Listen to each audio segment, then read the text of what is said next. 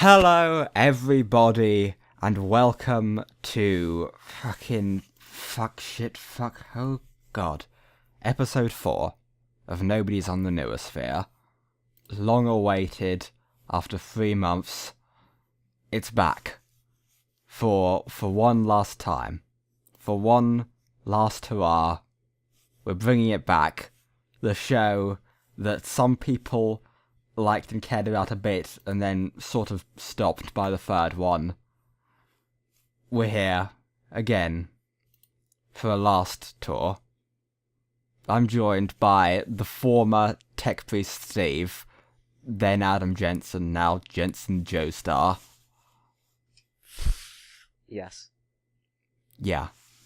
We brought the band back together for a finale, because the issue was with this podcast that the joke was it's an ostensibly 40k podcast that starts 40k a bit and then goes into a thing about other things, but my co-host here doesn't care about 40k really at all anymore, so we can't do a 40k podcast anymore, and as well as other issues of we sort of just didn't talk for the last 3 months. That didn't happen. There was a bit. There was nothing. There was interaction after releasing. I did one that do fucking Mechanicus game video that for some reason got a bunch of views, and I asked if my co-host here would like to wrap up this show, since otherwise it would be totally dead and gone. So yeah, how you doing? I'm alright. It's gonna go out with a bang, and not with a whimper. Yeah, a bang. That might be a yeah. We'll say that's what it is. Yeah, it has been a while. We've been off. We've been doing our own stuff. You were into Deus Ex. Now you're maybe into JoJo's Bizarre Adventure, going by your Discord meme name. Yes. So I was into Deus Ex, then I was into Metal Gear, then I was into nothing, then I was into JoJo, and then that's it. Yeah. And in the meantime, I've been doing like 40k videos for the past month or something. There was a bit there where I was doing these weird, horrifying narrative ones, track 7, 8, and 9 things, and then I just did a bunch of 40k videos, and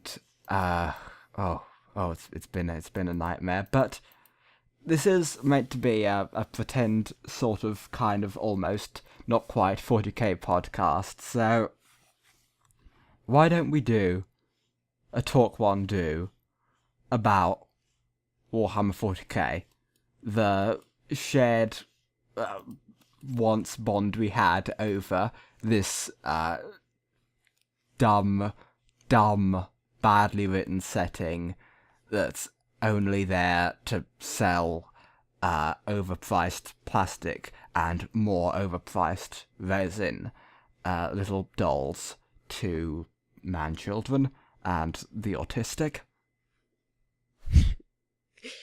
It is tradition at this point. Yeah. So, you've pretty much been totally out of it. Have you sort of had any knowledge of the happenings since our last episode? Have you kept up with it at all?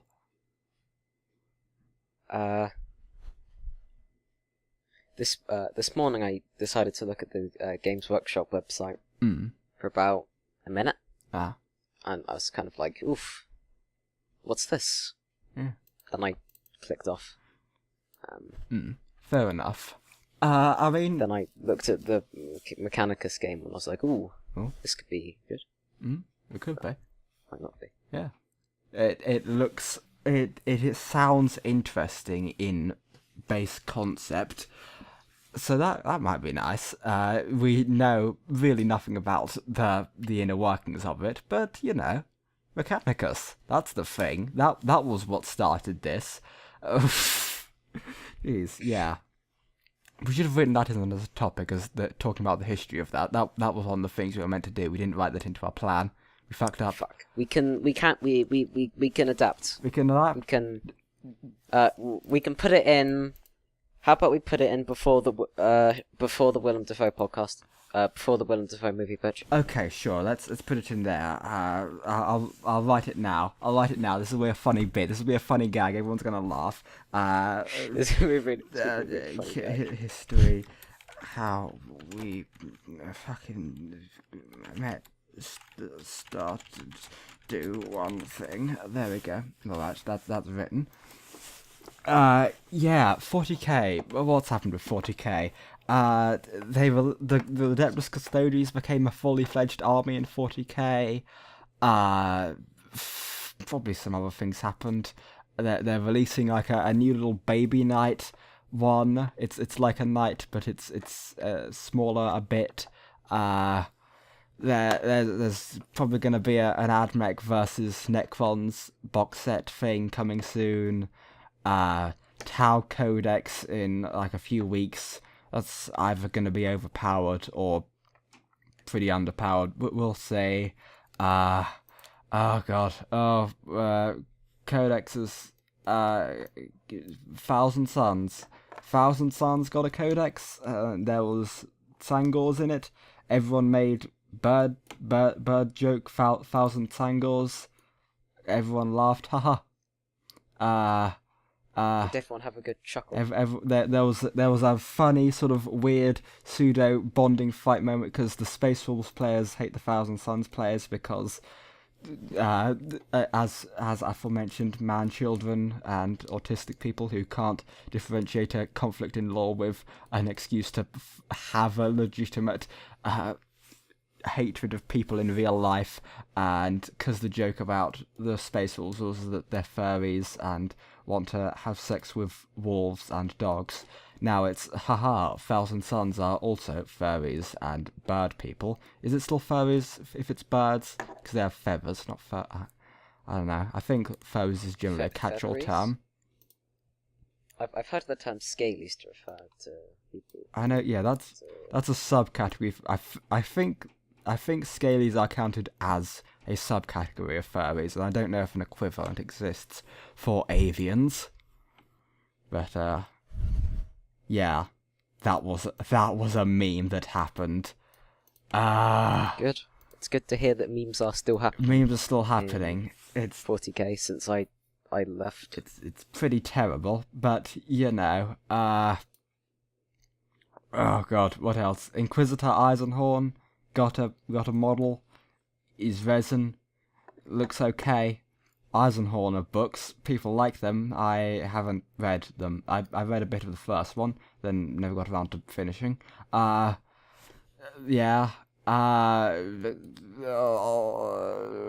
What's happening? I'm going on the Games Workshop website. Is there anything new? What's new? There's nothing new. There's nothing new. Necromunda, more stuff happened with Necromunda. That happened. Orlox, they're biker guys, cool models. They showed off some preview stuff, like there's gonna be guilds, there's gonna be like people from the guild ones, and they showed off the Water Guild and the Corpse Guild and the Prometheum Guild, and those look cool. Looks like they're really using the Necromunda one thing as a real opportunity to show bits of Imperium stuff that's not Space Marines and that. That's cool, I guess. Right? Yes. Yeah. I agree with you. There was a squat. It more like a squat. Oh yes. Yeah. Scott, I heard that and I saw that video and yeah. I was laying in bed and I saw it and I went, oh. We all laughed. Okay. We all laughed. Haha, a squat. There was the clocks. There's like the reset the clock thing, and it was Duncan, everyone's favourite boy, the paint boy. The one who does those video ones where he tells people to thin their paints.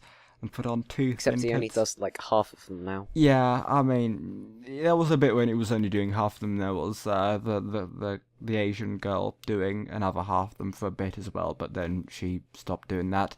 But now there's Peachy. They're trying to meme him. They're doing a lot of meme stuff. Are they trying to force? Are they trying to force it? Not too aggressive. Like, they're pushing for it, but it's nothing that's like offensively to that point. So and he seems like a fun one do guy. It's pretty Okay. At least from memory, the whole thin your paints thing was a fairly naturally forming meme. Yeah, it was. It's only when G-dubs found out about it did they kind of adapt it into the content. Yeah, well, I mean, it had been a meme long before Duncan ever came about, really, as the oldest, like, the probably most obvious example of ye olde thin your paints memeing would be, I think Thundercycler's video, where it's the montage of terribly painted one. It always had a title of the 4chan stuff where the advice would be on the work in progress threads to thin your fucking paints, and that would be I think I've seen that video. I've seen that one. Yeah, that's some old 40k Dawn of War era memeing. And Duncan would give the advice on pretty much every video, so he sort of just got absorbed into the wider meme, and then since Duncan was still a more present force, he sort of ended up becoming the larger part of it. And it was fun. It was a good time. Duncan. Everyone likes Duncan. He paints pretty good. What were we talking about before we got onto Duncan memeing? Squats, that was it. Squats. Yeah, that was because they used to be in 40k back in 1st edition and Vogue Fader in 2nd edition, and then they got rid of them because they were kind of bad and kind of stupid and probably really should have gone. But then people started memeing them and wanting them back because, Did anyone actually want them back? Of course, people. Or did they just memeing? Did they just want them back for the meme? Some people legitimately want them back because there are people. It's a thing you sort of see a lot in game design as well. People just they just want everything. Like, if a thing can be there, like if there can be a mechanic, just want it, even if it doesn't help anything. They just want more. It could be in there. We want the more stuff. It's wanting it because they don't have it more than wanting it because it's good type thing. It's wanting it because the grass is theoretically greener back in the old Rogue Fader days. When, it was a mixed bag. So a lot of the Rogue Fader stuff was fun and cool. A lot of it was not good. But Squats are back as a soft sort of. It's very much the soft reboot of the Squats were sort of never really that big of a deal. They became not a big deal in absolute due to Tyranids, and they're just abhumans. They're just another set of abhumans that had their own maybe power base for a bit, but it wasn't really that relevant. So that fits with the setting fine. That works. That's cool. There's no problems with that. And it's a nice model. It looks pretty good. I like it. I like what Forge World are doing with their little mercenary stuff. Seeing them do a lot of go in interesting areas. Like there's the water vampire guy. He's cool. He's got an archaeotech suit on. That's fun. It's fun and interesting and cool. There's no commander. They're releasing gangs very slowly. Like one every quarter. What was that one? That just reminds me. What was that one? Fires of Syraxis? Fires of Syraxis. Yes, still. Has that been released yet? Nope, still waiting for Fires of Syraxis. Last word was. That was the last word. The Tau Codex, which for a while has been like the limiting factor of, they can't release it before the Tau Codex, because there's going to be Tau shit in there, because fucking somebody cares about that, right? Sure. That's going to release soon, so maybe, probably not. But Forge World, by and large, seems to be floundering in many ways since the passing of Alan Bligh. As time goes on, it seems more and more clear that he was the only thing keeping Forge World from being at all effective in any way beyond just sculpting stuff. But you know, that's okay. And they've had issues of a bunch of their people have been poached from the more general rules writing stuff into do the specialist games one, and there's Titanicus is coming soon. That's fun. Titanicus, everyone likes Epic 40k. They're bringing that back at a slightly different scale, so you can't use your own models if you've got any old ones. Gotta get the new ones, but you know, it'll be fun. Small Titans, like Titans, but small. Yeah. It'll probably be good for conversions too. That's a thing. Conversions are happening. Necromunda conversion one. Yeah. 40k. It's looking alright. Seems to be going in an okay direction model-wise. Forge World's in a bit of a mess, but maybe they're slowly dragging themselves out of it. Hard to tell. But, you know. As far as the setting goes, it seems like they're sort of recovering from a bit of the Gathering Storm issues, where it was a bit hero hammery and not well written, and kind of this dumb comic booky style to it of here's a bunch of big hero ones who are gonna go solve all the problems, and yeah, it seems like they're sort of restabilizing, regularizing things, making some use of the new conflicts that exist with the Primaris Marines and all that trash. Yeah, 40k, they're doing it. It's pretty good. Good for them. It's pretty. Glad they're still doing it. It's a pretty. And that all Warhammer shops haven't burnt to the ground since I last checked. Yeah, no, it's pretty okay.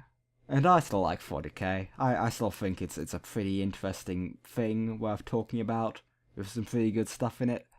Yeah, it's good. It's pretty good. You got any thoughts on 40k as a more wide thing? I don't dislike 40k. I just got a very short attention span. And 40k ran its course. Just like everything does. Just like Deus Ex did. Just like Metal Gear did. And that's kind of I think it's a good setting. Yeah. This is a bang. Hashtag a bang. Yeah, we're doing it. We're going out with a bang here, live on air, for all the people. Should we go on to the next topic? Because this is getting sad. It's getting sad and painful. That was just you talking for like 5 minutes. It was me talking for a while. But that's okay. You know, we've gotten... this audio track for me is just coming towards 20 minutes. If we assume the first... 2 minutes of that's not thing. That's probably a first bit of a podcast. Sure.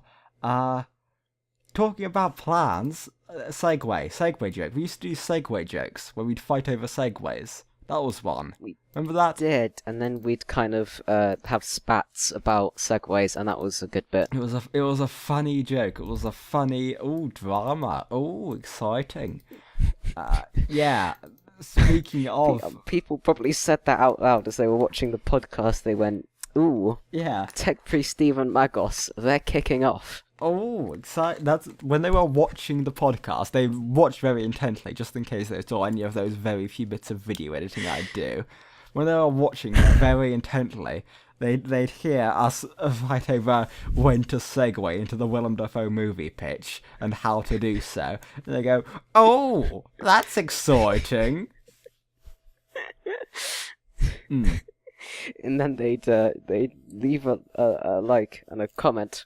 They'd comment about how they wish there was more 40k stuff. Yeah. A few people did make comments like that, right? I remember at least one comment being like... I was making a specific reference. Yeah, that's good. I'm glad that people understood the point of this show and appreciated it for what it was, rather than hoping it would be something that it wasn't at all.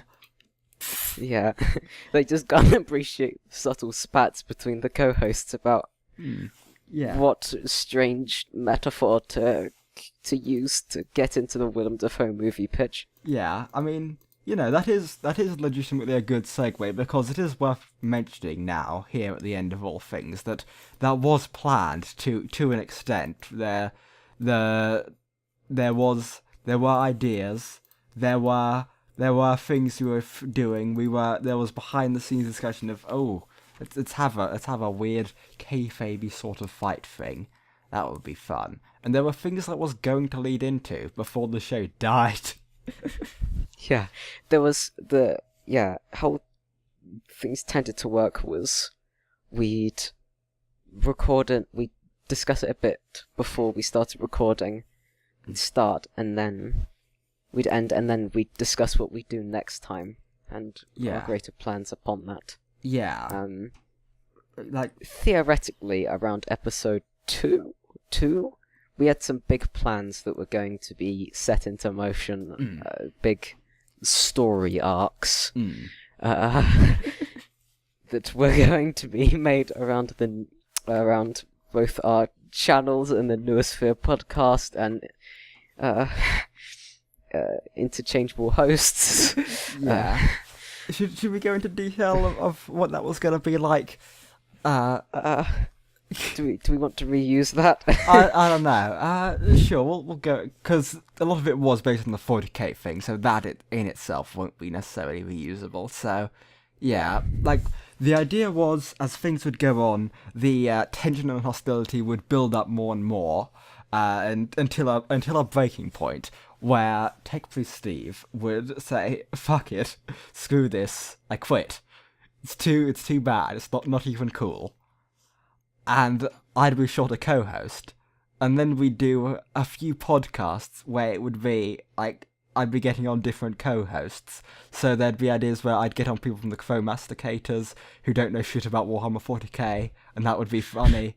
And there was maybe one where it'd just be me on my own, and that would be weird and funny and not even funny, and funny because of that. And there was maybe a plan to try and get on Leaky Cheese, who's a legitimate Warhammer YouTuber with 5,000 or so subscribers, who seems to watch my content. If you're listening to this, Leaky Cheese, then I'm sure you would have made a great co-host. Yeah, it would have been funny. It would have been good. Then there were some interesting ideas of that might have been a legitimately good 40k podcast. That yes, and the issue would be I wouldn't be coming back. It would have undermined it, because there'd be what people would think. Yeah, why not just keep going with this? But but then eventually we'd reach a point where we'd max revive Tech Priest Steve, bring him back, and it would be a triumphant return. And I believe there were ideas for a Nidhogg tournament. There were. That was a thing. We were gonna just. There was gonna be. I'd at some point say, okay, this isn't working.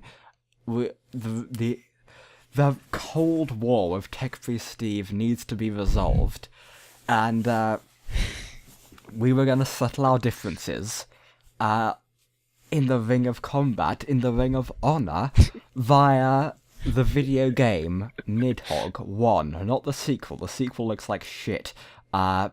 Hideous art style. Utterly hideous. I hate it. But the first one was pretty cool. And yeah, that was a plan. If we'd actually gotten that into motion, that would have been so good. It would have been legitimately good and cool and fun and funny.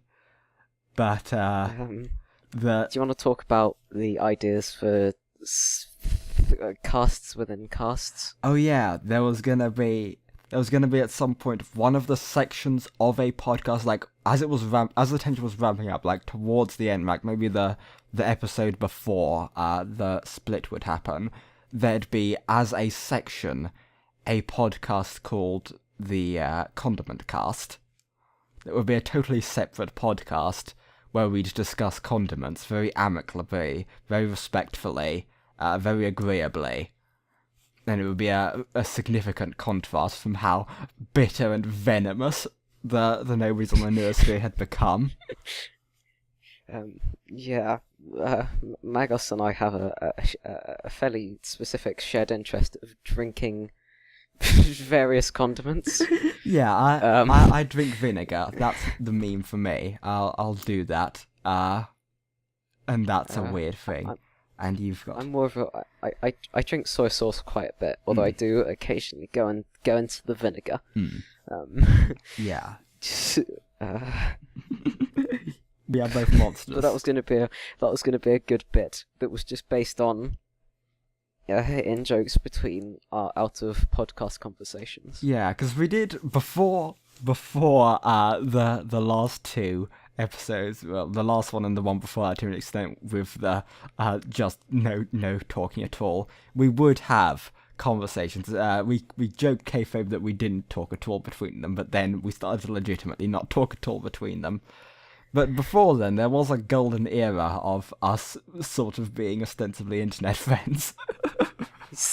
Yeah, there was a real, maybe like every other day or something. I don't think it was quite like, it was more like a weekly sort of thing. There was I mean, I suppose in text there'd be an every other. Yeah, sure. Like in text there'd be, it would be pretty often. But there were common conversations there. Yeah, and they're sort of almost roughly weekly basis. We just have chats over Discord, and it'd be fun. We talk about weird, fun things, fun ideas.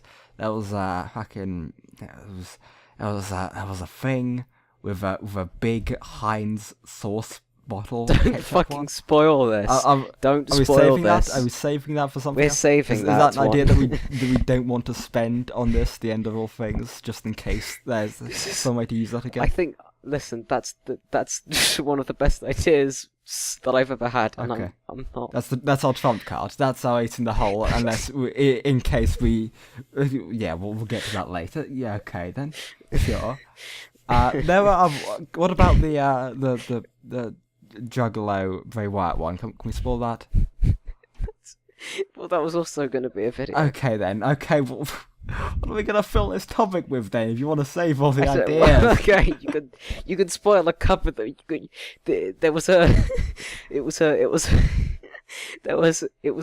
top 10 list, so you can probably spoil one or two of them. Yeah, okay. So the idea would be it would be a main channel video, and we work together on it, and it would be a very funny video. It'd be top 10, top 10 wrestlers, or no, top 10 ways the WWE can save itself, or to fix wrestling, or something like that. Top 10 ways to fix wrestling. That was it. Now, the thumbnail would have been Roman Reigns with a cross on him, and then Cesaro with not a cross, and then that would have been money. And the idea was like the first one would sound sort of serious, or like some of them would be sort of serious, like to lull you in.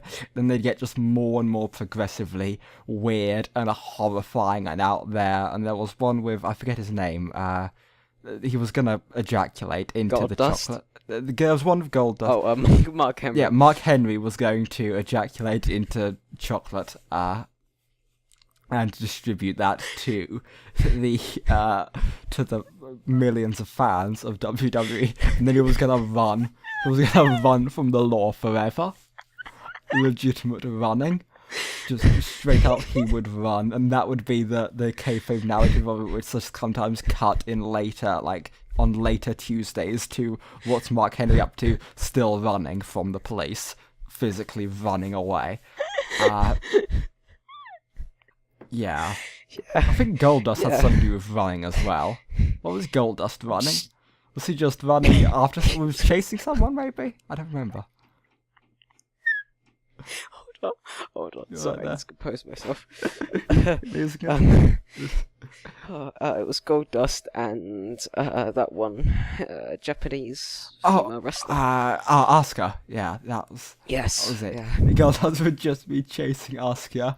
Oof, yeah, it was the plot was going to be, after a while, all the other wrestlers were fired from WWE except Goldust and Asuka.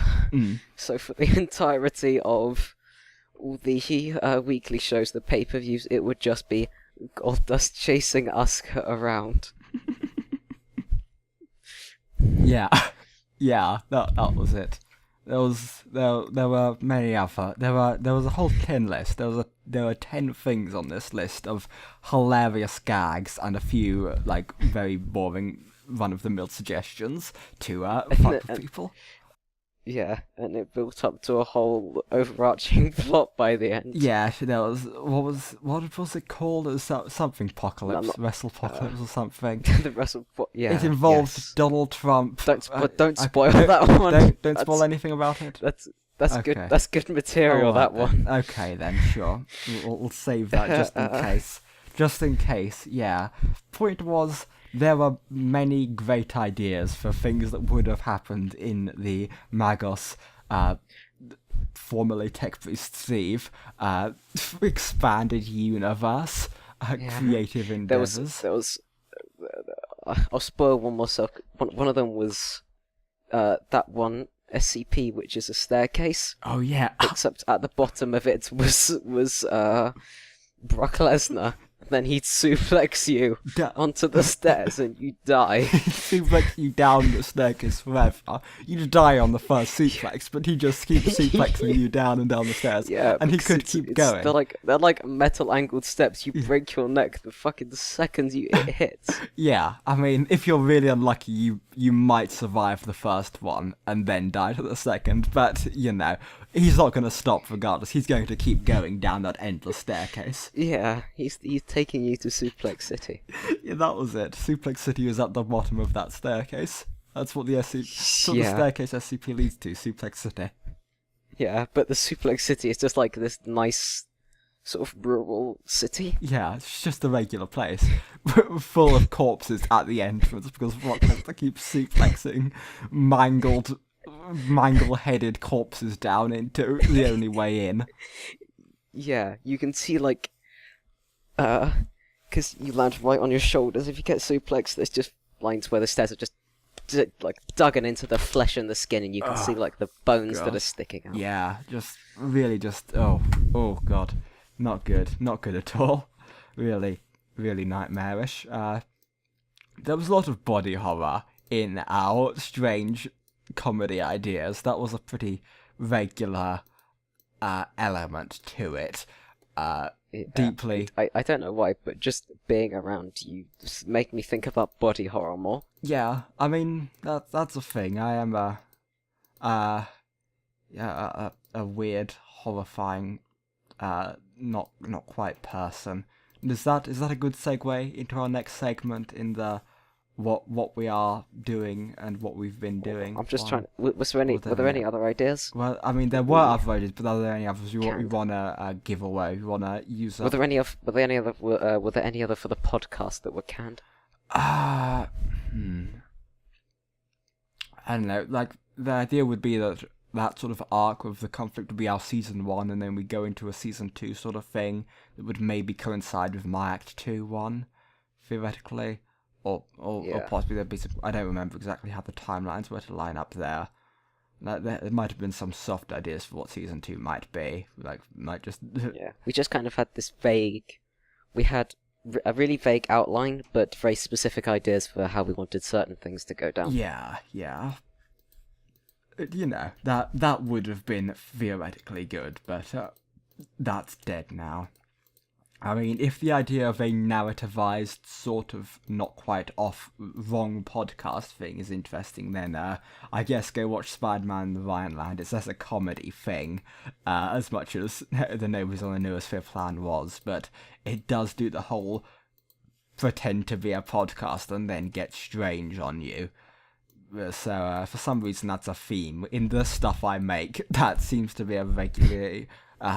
or at least almost a carrying motif. Except that was kept uploading relatively consistently and didn't start off fairly strong and then die for 3 months at a time. Yeah. And now it's permanently being thrown in a burlap sack and chucked into the rocky depths below. Into the briny depths of VinyCon. That's a reference that means nothing to anyone, but let's all go to BrinyCon. So that's that next segment. What we've been doing, what we are, what's happening, what's going on with us, what's going on with you. What you mentioned a bit of it. Of you got into various media ones and then fell out with them, and ran out of attention for them. You've been being a bit more of a person again. That was the thing. That was the thing of episode 3 of we were dying. Everything was kind of bad and everything was kind of going to shit. But you've been reconnecting with the real world a bit more, right? Is that a thing you want to talk about? Yeah, I have. I'm talking to a friend, to a real friend again. In real life, apparently. In real life, no, not over the internet. Which is it's interesting. It's fine. I go outside semi-regularly with them, so that's all right. Yeah. Sounds good.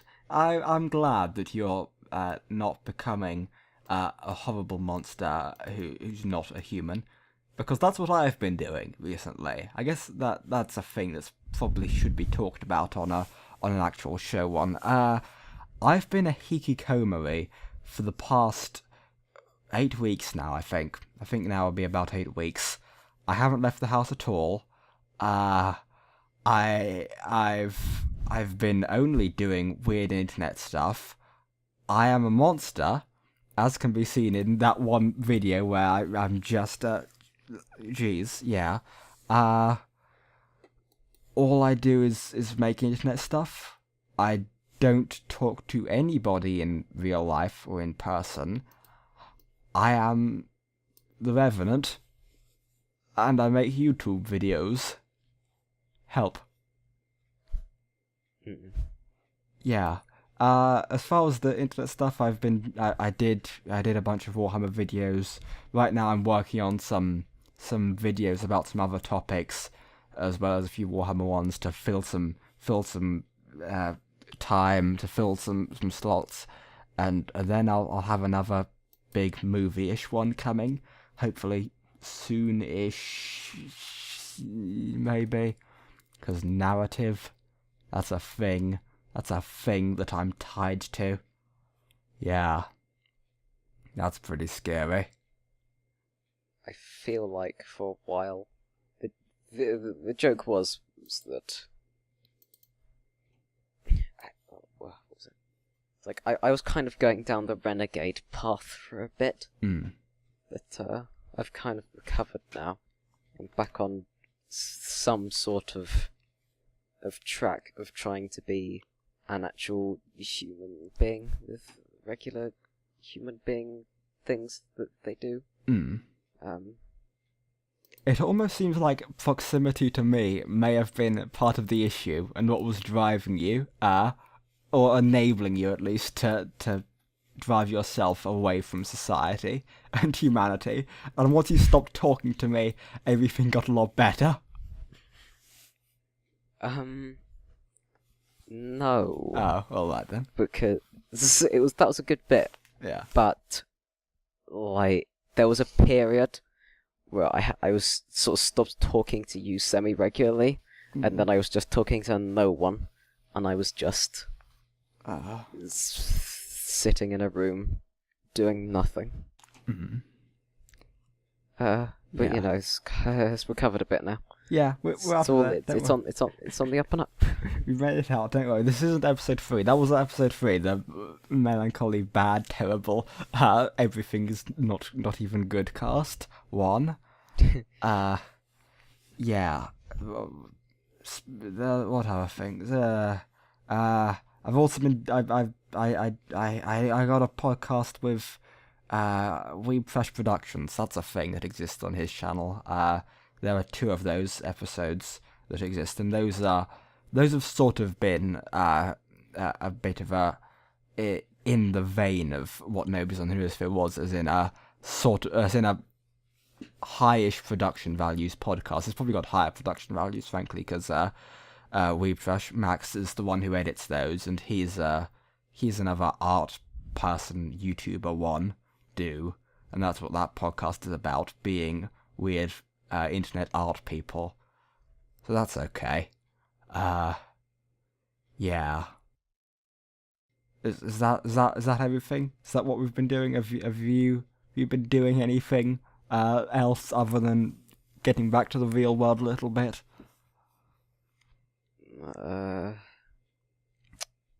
Jojo is okay. That's good. That's good. That's about it. That's about it. Oh, has anything worth talking about, or have you got at all? Is there anything at all to be said about wrestling? No. All right then. Maybe we should talk about some. We hinted this a bit before. Our maybe possible, could maybe possibly, hopefully, not sure, tentative future plans for working together. One in the future about the bit do. Yeah, maybe after this child of Nobodies in the Noosphere is thrown into a river. Is drowned, is smothered in the crib, is put into a plastic bag, and the plastic bag is swung into a wall very hard. Yeah, it's because of one of its very neglectful parents that left for months at a time. Yeah. And now has come back and decided to kill it. Yeah. Because working with you is something that I do enjoy. Talking with you is something I do enjoy, and we often come up with very funny, good, funny idea ones, as was gone into by the one part of this podcast so far that's been good, the aborted plans section. And I'd quite like to do in the future some maybe comedy type stuff with you, as a future one. I don't know exactly how it would go about it. I've got a few soft ideas of like maybe doing it just a more general, just recording conversations where we sort of go into them funny weird idea ones, and maybe just that as the sort of like this long form podcast that's just a window into a funny bit, or maybe just as an edited down type thing of we just have a big conversation that goes on for a few hours, and if there's some funny stuff in, I'll edit that down to like a half-hour podcast or something. I don't know. Soft ideas, but they're things I would like to do in the future, because working with you and doing that stuff is good, it's efficient, it's fun, it's like a real show, and it would be a shame for that to die with this one. Yes, I think a podcast like that could be interesting if we just have ideas like the Heinz one, which you kind of hinted at. Yeah. Maybe that could be a pilot, like a revisitation of that. Who knows?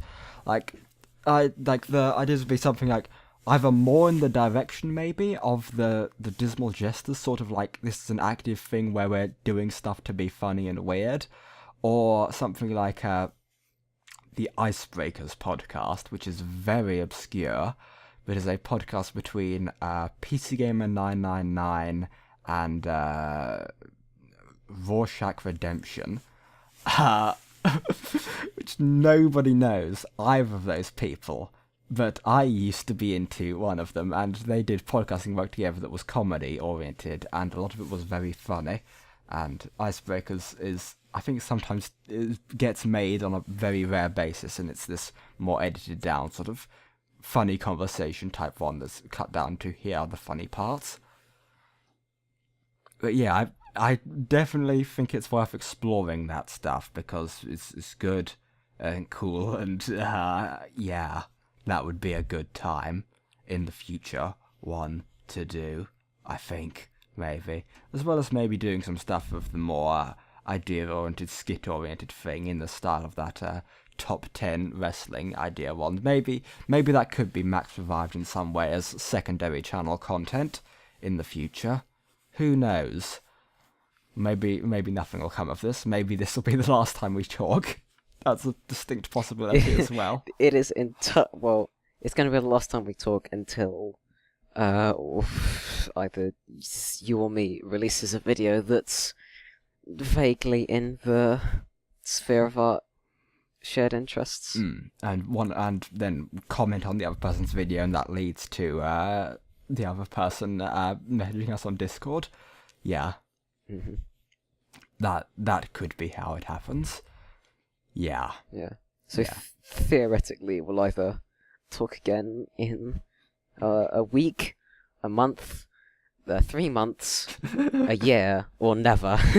Yeah. Is that a good segue into the history of how this got started, of how we met, of how that all happened? Might be, I think. I don't know. Is that what we should talk about now? Should we get into that? You there? You dead? Is it over? Oh God. Oh. Yeah. Oh, we're back. All right then. Well, the podcast had just died there. No, we're not quite dead yet. We are blowing through these topics pretty quickly, and we're only at 45 minutes into the show, and we're already through over the It's not Nobodies on the Noosphere if it doesn't run for a ludicrous length of time. Yeah, I mean, well, the last ones. What were the lengths for the previous ones? Let me have a look at this. Episode 3 was an hour 58 minutes, 2 hours essentially. Episode 2 was sort of reasonable, an hour and a half. Episode 1 was 2 hours and 20 minutes, and the pilot was 2 hours and 8 minutes. So, yeah, that's podcast. So yeah, history. Should we get into that thing? How did this start? How did we meet? How did this all begin? How did this wacky ride on the Noosphere start out? I bet that's what all the viewers are thinking. They're thinking, ooh, I wonder how these two 40k men, one former 40k man, met. The answer to that is, one time I saw I saw his Imperial Agents Codex review many moons ago. When was that released? Let me look into when that got released and try to find that. Oh God, where even would that be? A year ago. Yeah, that was a year ago. Yeah. So I was like, ooh, this guy likes the AdMech. Well, I also like the AdMech. I guess I'll message him on Twitter. About the Gathering Storm, that was it. Yes, about the Gathering Storm. What were your thoughts on the Gathering Storm? I wonder if I can pull up the specific conversation. Yeah, we would have that in messages one. And we, after that, I talked a whole lot, rambled a whole lot, essentially just wrote out a script about all of the Gathering Storm content for all intents and purposes via Twitter direct messages. And that started sort of a duration of back and forth just talking about 40k lore type stuff with a general leaning towards AdMech that very slowly branched out into some other content. But yeah, it was the first one, 17th of January 2017. You sent the message. What are your thoughts on the new Fall of Cadia book?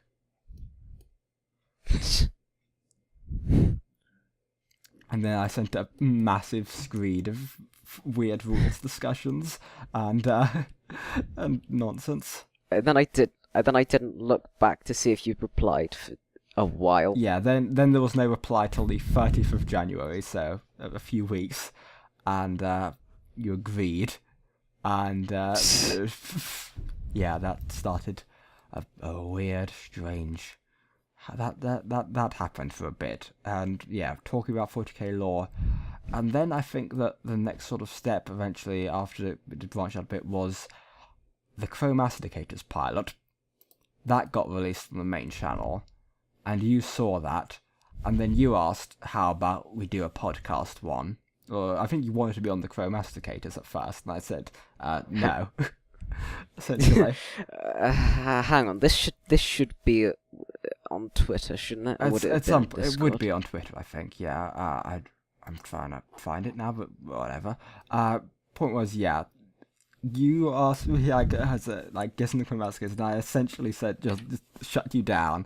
But then I said maybe we could do a 2-man 40k about one podcast, and that led to us getting fucking in contact over Discord, and we started talking a bit, and eventually that led to to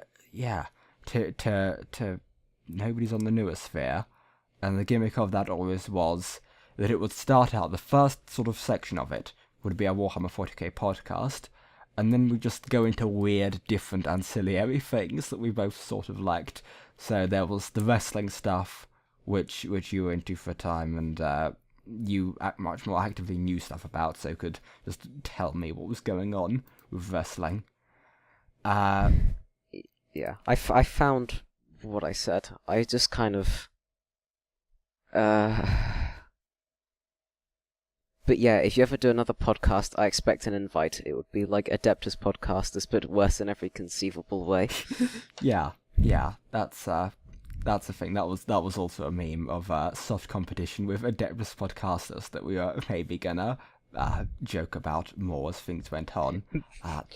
It's they've outlived us. They have. They've survived. I would say that they're still not entertaining though. So there we go. That's probably the extent. Suffice to say, neither of us are fans of that show over there. It's a yeah. Let's not start drama on the final episode, but Isn't that the best time? Because at that point, it's like we've washed our hands of the whole thing. We just start all the drama and then just leave. I guess that's a good point. Should we? I mean, it's a good topic, isn't it? If we don't do it now, then when would we do it? You make a damn fair point. How many episodes has Adeptus Podcasters had now? Let's find out. Let's find out what 38 seems to be. Let's view full playlist. 38 is the most recent. After 38 episodes, it really is amazing how they can still have no chemistry with each other whatsoever. Mm-hmm. When we had perfect chemistry, immediately. Yeah. I mean, this show, though not about 40k, was fun, upbeat, entertaining, had funny bits in it, and what was Adeptus Podcasters? What is it? This show was entertaining for the first 3 episodes, and the last 20 minutes of the third one, or the fourth one. Yeah, the pilot, the pilot was good, and episodes 1 and 2 were good, and then the film movie pitch of episode 3 was good. Yes. Yeah. And that's damn better than Adeptus Podcasters, of which none of it is good. Yes, it's really quality over quantity. I mean, give them credit. There were some bits that weren't terrible. For example, there was episode 6, which was let's see how long ago that was. November 2016. Which had Cold and Deranged on it, and The Fresh Sorcerer, who are great and do legitimately the best 40k podcast. It's not about 40k at all, The Fresh Cast. Go listen to that, and go tell them to make more of it, because it's good. That's probably about it, yeah. But, good for them. I'm glad they have success. I'm glad their podcast gets thousands of views every time and is still going, despite being every single episode just really boring and not entertaining at all. Yeah, I don't think I've ever actually managed to sit through a single episode because I start watching them and then I'd go, this isn't engaging in any way. It's just, it's as though, I don't know, I mean, I guess it's a fact of internet. I know some of them are America, some are UK, might be, I think, but like, even then, it feels like there's, like, I have friends with people in America over Discord. Their conversations are far, like, how stilted and natural the conversations feel. Like, does just one of them have really terrible internet that gives them like a 2-second delay or something? It's the only way I can imagine that's still being the case after so many hours of talking. It's it's bad. It's bad, and sorry if you're a fan, but improve your taste. Yeah, if this had kept going, you could have just watched this instead, but now you've got to improve your taste properly. No, Adeptus Podcasters, we don't like it. It's not cool, and We'd been tiptoeing around the subject for a while, but now we're just going straight at it. Fuck it. Because this is the last chance we're getting. Yeah, I do look forward to when this inevitably comes back to bite me in the ass when I become a more serious 40k YouTuber. That's gonna be a good time. Yeah. What? Oh, where's our notes? Where's our notes? Is that the thing? Is that the history? Is that all? There was more history. There was we started doing a podcast. We started Nobodies on the Noosphere. We did the pilot. We did episode 1. Round about episode 1, we started getting ideas for the things to do later on. We got the best member. We got our third member, Vox Skull, who was the star of the goddamn show, and then died. Yes, much like this podcast itself will perish. Yeah. It will succumb to entropy, much like everything else. Yeah, Vox Skull is still here. It's still dead. Still just a cold heap of bone and metal. He's a cold, lifeless husk of what he once was, much like this podcast. Yeah. But you know, and then there was a hiatus of speaking up till episode 3, and episode 3 was kind of iffy and not great because a lot of the ideas for it were based on getting into some more real stuff, and then realized we weren't necessarily comfortable with sharing all of that real life stuff. So that was that. And then we didn't talk again at all for another 3 or 4 months, and then I uploaded a video about Mechanicus video game, and Textfree Steve commented on it and messaged me on Discord, and I asked him if he'd. I essentially declared that Nobodies on the Noosphere was dead, and asked him if he'd like to do a finale to it. Yeah, you handed me the brick and you gave me a knowing look. Yeah, a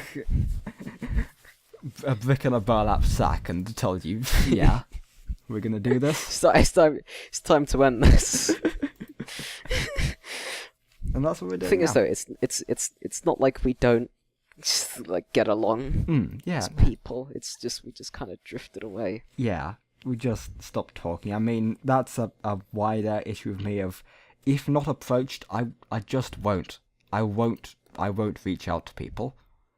Like, the majority of our the vast majority of our conversations, you might have noticed, you start them all the time, because I just won't do that.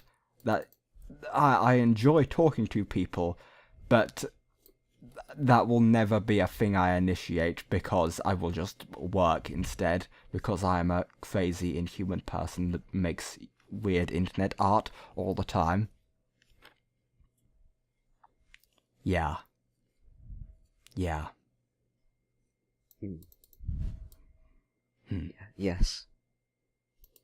Nobody's on the Noosphere was kind of the first video content I was involved with.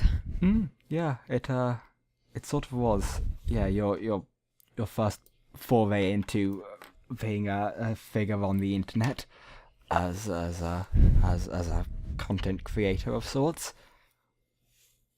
it's kind of conceptually weird that my voice is just out there. Yeah. On the internet for all to see. Well, not see, hear. But... Yeah. You know... It's not tied to my real name. That's good. So you can never find me. Yeah, that's a good thing. Probably.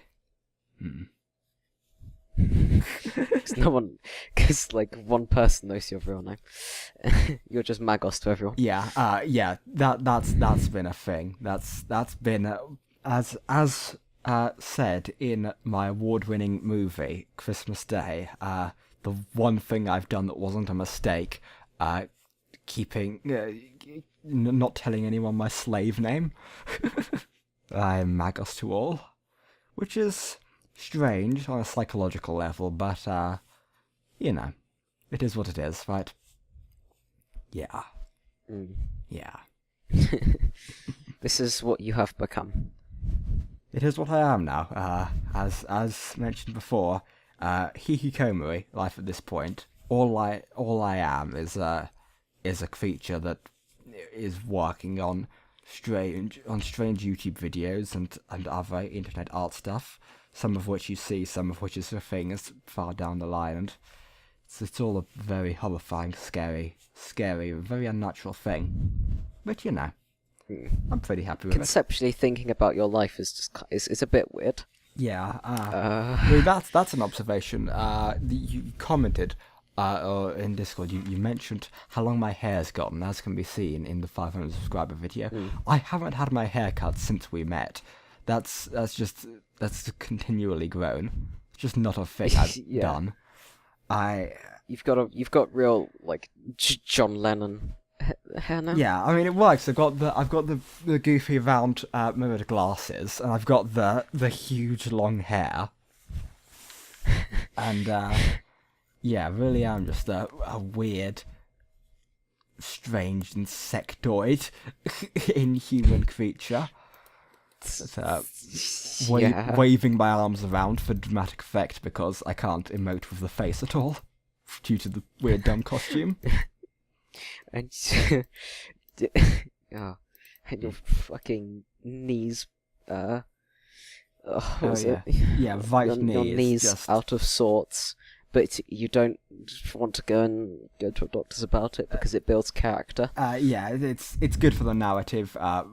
Two factors: one, paranoia of all institutions, and two, it's way too good for the narrative and lore to just be in semi-regular pain when standing.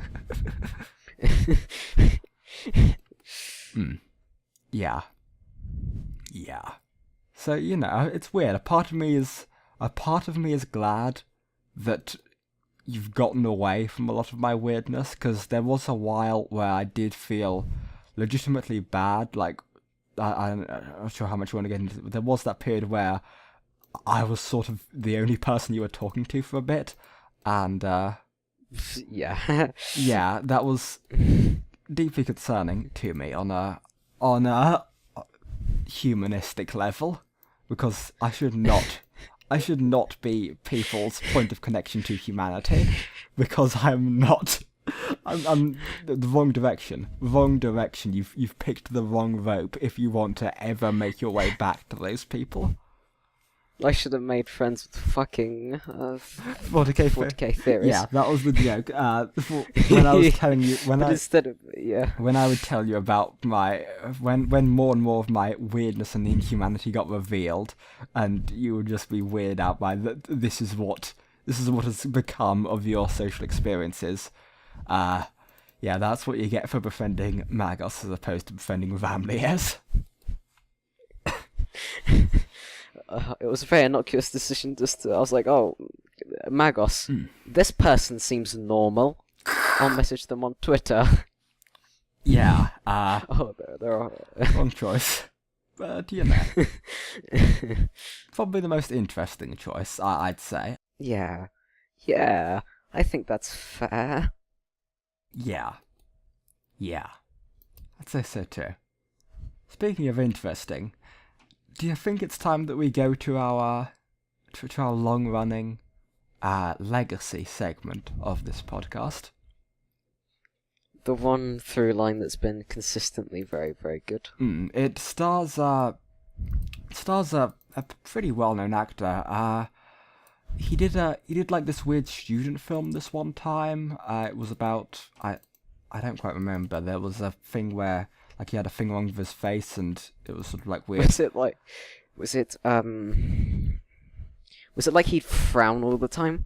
It was like he couldn't change his face, and it worked more because the actor has sort of this weird, almost goblin-like face anyway. So wait, it was a smile. Yeah, it was, and a constant smile. He had, like this creepy smile. Yeah, and it's like he looks like this weird, horrifying, like goblin person, and almost like a bit green as well, like sort of a green goblin. Yeah, like I imagine if he were a goblin, like true, if that, like that's really the only difference between him and a goblin is he's a bit too tall to be a goblin and he's not quite green enough, but those are the only differences. And if he were just a bit more green, he would be a goblin. Yeah, a bit more green, shave off a few feet. Yeah. Then he's just a goblin. And maybe get rid of the beard he has going more recently. But you know. We're talking about Willem Dafoe. We're talking about star of stage and screen, world famous actor Willem Dafoe, best known for his work for a starring role as the Green Goblin in Spider-Man 1, the Sam Raimi one. And the Smile Man in Smile Man. And the Smile Man in Smile Man. Of course. Who could forget? And it was very amicable how you brought up Smile Man that time. Yeah, I thought that would be a nice emotional sort of climax, because the joke used to be you'd always bring it up as Smile Man and I'd get mad about it. So I thought that would be like, oh, feel good. Oh, feeling is in my heart good. That's the idea. I hope everyone watching this video is just in tears now. Oh, I'm sure they are. I'm sure this is emotionally biting. I have been told that my videos have made people cry before, have brought people to tears with their emotional content, but you know, that's a thing. Won't get into that. Yeah. Willem Dafoe. He's an actor, and sometimes on this show as a tribute to a show that inspired Nobodies on the Noosphere, the Dismal Jesters, and Podtoid before it, a period of Podtoid's life where it was hosted by Jim Sterling, featured Jonathan Holmes, and for much of it had Conrad Zimmerman in it. That was a show that I was a incredibly big fan of to an unhealthy extent, and you'd seen a bunch of clips of some of the funnier bits on YouTube, and you liked two a bit, Ron, right? That's correct. Am I getting that right? Yes. Yeah. Well, yeah. I liked them a lot. I used to just listen to them while I was commuting. Oh yeah. And I'd just be on the bus and I'd start laughing hysterically. Yeah. Out loud. They are hilarious, and they were, as stated, a big sort of inspiration for what we wanted the jokier non-40k sections of this podcast to be. And since that those shows are done and dead and over, and Jim Sterling does a podcast of Miracle of Sound and Laura Kate Dale now, which I have given up on, and Fish Shark Marketing, which I've also given up on. It's not, you know, yeah. So we thought we'd pick up the torch of long form, or absurdist short stories. Yeah, I mean, that was one of the more running jokes would be Jim Sterling would sexually harass Jonathan Holmes, but we didn't quite have that dynamic going. That wouldn't quite fit. But one of them was a bit more disconnected from the people that we thought we could shamelessly steal and use for our own were the Willem Dafoe movie pictures, where they would give these absurdist, ridiculous ideas for films starring Willem Dafoe. And quite often Brendan Fraser. And Brendan Fraser very often as the main lead supporting role. And that's... Or sometimes the antagonist. Sometimes, yeah. You know, the not main... Well, I mean, sometimes it would go the other way, actually. Brendan Fraser would often be the main character, and Willem Dafoe would be the villain. Like, as there was that one Dafoe. pitch where Brendan Fraser, or Willem Dafoe was trying to take a photo of Brendan Fraser's ass. That was one, too. Yeah, there were quite a few. And that was a thing that I adopted because I sometimes can think like that a bit one. So I had some Willem Dafoe movie pictures, and arguably they were pretty good. People have told me they were pretty funny. And so, for this, the end, the finale, the closing episode of Nobodies on the Noosphere, I have a definitely fully formed and not basic beginnings of that only cover the first few scenes and have nowhere to end and don't totally rely on me making it up as I go along. You've had a week to think about this. I've had a week to think about it and definitely have planned something out extensively. There's definitely an idea here, and me saying this definitely isn't stalling for more time to get those extra chances at thoughts coming. No, I've got a Willem Dafoe movie pitch for you all. Okay. For me specifically, but more generally for our audience. Yeah, for all 500 plus of my subscribers, and for you as well, a bit too. So it starts. It's like this big wide angle shot of like a sky over. I'm thinking like an England sort of city, like maybe not, maybe could be like New York State, but not New York City, like outer sort of areas. So it's a bit more rural, it's a bit less dense, you know. Okay. And it's sort of like this white grey sky, and you can hear like pigeons or seagulls, or probably pigeons. 1 second, I'd have to pause, I think. Hold on.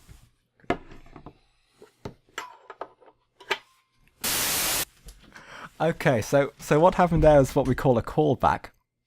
Remember how in episode which one was it? Was it episode 1? I think it was episode 1 of Nobodies on the Noosphere. As in counting the pilot or not? I don't like the one that is titled episode 1. Okay, so remember how in an older episode just someone walked in midway through a podcast? Yes. And during the Willem Dafoe movie pitch, funnily enough. And that sort of just made it very weird for the first bit, because they just stayed in the room. They were fucking with the internet router one. They were trying to read the thing off the side of it, and they couldn't do it, and just kept trying for like 5 solid minutes. And that was a funny bit. So what just happened was that same person came in, aware now that I'm recording a thing, and just gave me a plate of food. Oh, what food is it? It's got some toast. It's got some beans. It's got some potatoes. It's got 2 fish fingers. Sounds like a good time. It's got some. It's good to know you're being looked after, Magos. Yeah. This is. I'm having food. It's amazing. I thought I was gonna have to eat just the beans from this meal out of the can, but no, a real meal. A real meal for a real growing boy. Yeah. I shouldn't eat this on podcast, but I do find it hilarious, the concept of doing that. And the fact that this isn't like near to 2 hours yet. So that would be a great way to expand out the time if I just ate food during it. Wait, hold on. This is coming full circle again, because in episode 2... You're right. I talked about Deus Ex and you ate food over me. This is perfect. This couldn't have gone better. It's all come full circle. So I'm just going to eat food while giving my Willem Dafoe movie pitch, slowly. And this is my excuse to come up with ideas, because I'm just going to eat in between. There is a bit of a backstory behind this, in that we were going to this podcast last Saturday, but I was too tired because I have a normal sleep schedule. Yeah. Was it last Saturday or was it last No, it was last Sunday. And you thought you would be able to, like, sleep in on Monday, but you couldn't or something? I couldn't. Yes, that was it. Yeah. And it was going to be... So I was like, oh... Yeah. Yeah, it was going to be tomorrow. It was going to be, this Saturday. This is recording this on Friday, but it was going to be this Saturday.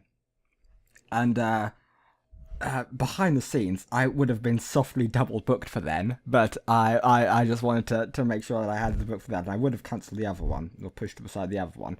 But then... Providence struck, and you said, "Hey, do you want to record now?" I'm free to record now. Yeah. And I said, "Okay, give me an hour. I'll go make myself some food quickly." And then you said, "If it's gonna be an hour to do it, probably better to do it tomorrow," because again, my esteemed co-host is not a weird nocturnal monster like me that wakes up at 6 p.m. in the afternoon. So not anymore anyway. Yeah, was for a bit, but it's become a real boy now. Yes. So I decided, fuck it, that's gonna cause issues with that aforementioned that aforementioned double booking. This is too good an opportunity. I can't waste it. So fuck it, I won't eat. I got a slice of bread out of the fridge cold and ate that so I wouldn't be in physical pain for the duration of the show, and started recording. But now look, someone's come and gotten me food. Isn't that amazing? If we'd done this tomorrow, it wouldn't have gone full circle as perfectly. This is perfect. This is wow. It's beautiful. It's a beautiful thing. Nobody's on the news. It's like poetry. It rhymes. Ah. Yeah. So it does occur to me that having the section where it's like the I'm the one speaking, like basically all the time. Yeah, the thing with the Deus Ex segment was that I was the one doing the majority of the speaking, while you were just eating something loudly over me. Yeah, and that was like the joke distraction. Like it was lampshading that this wasn't necessarily like that interesting or creative a bit by doing something weird and funny over it. Yeah. But this is like one of our interesting, funny bits that relies on me doing all the things constantly. Yeah, it's probably the best bit of the show that has been co-opted from another podcast. Yeah. It's been stolen. Of course. But it does rely on me speaking basically constantly. And you're mostly there to provide reaction, and in some of the better ones, there's a bit of a back and forth of you coming up with ideas and like asking about details and such. But I did actually listen to episode 3 earlier. It was I thought the pitch there was pretty funny, like the whole thing where some of the scenes were shot in 4K, but the rest were just in 144p. Yeah, it was like it had the documentary bit at the beginning, right? It was that was the one, and then it went into the long hallway walk, and then ended with the weird existentialist bit at the end, right? That's the one. Yes. And also Brendan Fraser spits on Willem Dafoe. Oh yeah, a lot. That one had happened too. A lot of spit. So much spit. The first one was El Dorado. Bravo. El Dorado, bravo. That was it. Well, Brendan Fraser was an Indiana Jones-like figure. It was probably the most action-oriented of our wonderful movie pictures, wasn't it? Yeah. What was it? Like he spends 10 minutes running up a staircase? Yeah. It just... Yeah. And there was like a bit where the thing falling down the staircase as well in slow motion. There was a lot of slow motion. What was the second one? There was a Silent Hill one. Was that the second one? That would have been. I thought that would have been episode 1 because that was the one I got interrupted on. So yeah. Where he drinks apple juice and then pisses. Yeah. Yeah, that was it. What was the third one? There would have been another. The missing Willem Dafoe pitch in between here. What was it? Hang on, let me look this up. Let's figure this out. This is great for Yeah, time. I'll be the one looking this up while you're just eating food loudly. Yeah. This is good. This is how we have you take control. We're delaying a Willem Dafoe movie, but this is the new segment.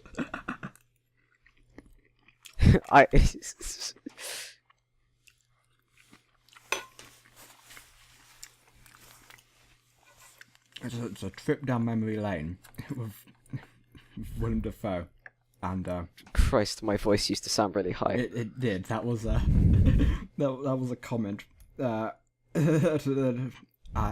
made on episode 3 of like after that 3-month gap. There was a noticeable like change in pitch, substantial, which was funny. That was a nice sense of progression created there.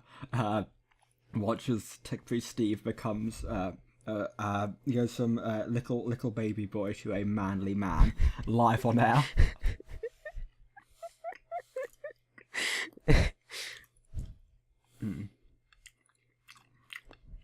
I remember at first that did worry me a little bit. Like the first time we talked on Discord, and like the first time I heard your voice, like how high pitched I was like, oh fuck, this is. The plan is to do an audio-based show with this person. This is not a good start.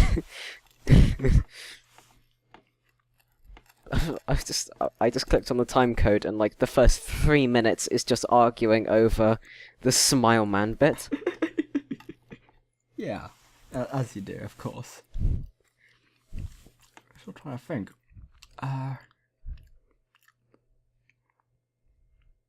Yeah, I can't even remember. I cannot even remember what it would have been.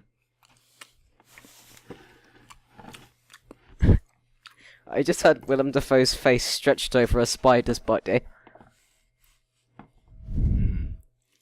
Doesn't ring any bells to a wider pitch. Might happen. Wait, fuck! I just remembered a bit from it. The bit was we described the average audience member for Nobodies on the Noosphere. That was it. That was right. Yeah, that was hilarious. Was that the Willem Dafoe pitch, or was that just a separate bit? That was the Willem Dafoe pitch. All right then. It makes sense why I didn't remember it because it was a weird. Also, I'm having to try and discern between your voice on Discord and your voice on YouTube, and it's really fun. Fucking difficult. Yeah, that's exciting. This is the advantage of you going through a massive change in voice midway through the podcast. You can tell. I can tell. Okay, so then this is past. This is pre-age up link, and this is post. But no. I know. Check for the one that's stuttering and slurring slightly less and has slightly more shit in his mouth.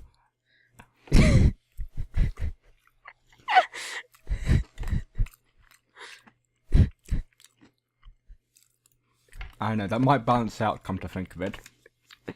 Because there's less slurring, but there is now food filling my airways and interrupting my vocalizations.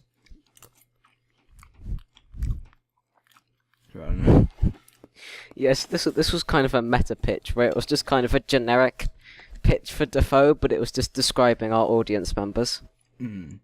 Yeah. Yeah, that was good. It was a good bit. We had good bits. Wait, fuck! Oh? Was that it? It was Willem Dafoe sitting in a blank room, or something like that. Oh yeah, I remember. Was that it?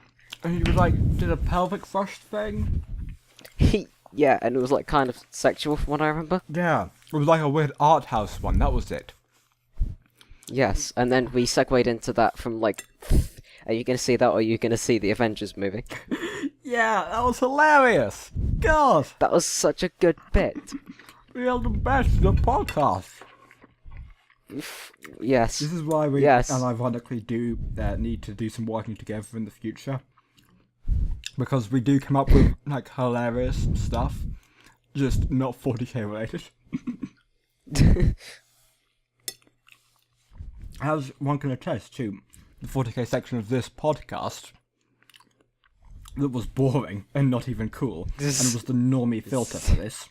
if you can make it through that, then you get to this cool, fun stuff where we're much more relaxed and I'm just eating beans. Yeah, I'm just watching one of our previous podcasts while recording a new one. It's great, and hope there's not too much sound bleeding, because that's going to be horrible to well, I say it would be horrible to fix, probably just won't be able to fix it, but you know. The running joke was my audio was always really shit, but yours was always getting gradually better. Yeah.